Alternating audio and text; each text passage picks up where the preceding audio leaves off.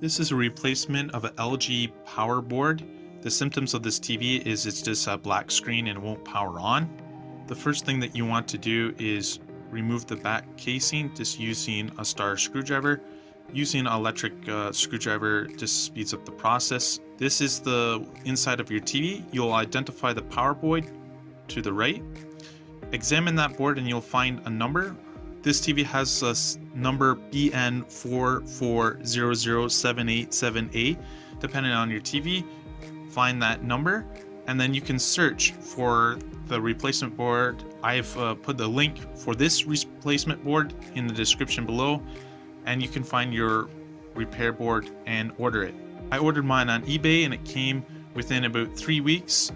Then what you want to do is take off the connectors on the old power supply board. So there's the LED connector and then the other connector goes to the main board, and unscrew that board from the TV. Remove the old board and place your new replacement board in its place, reconnecting the connectors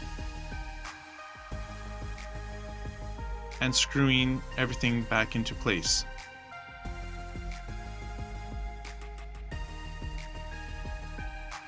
With everything back together, you can plug in your TV and you can see the power button blinking and it turns on there.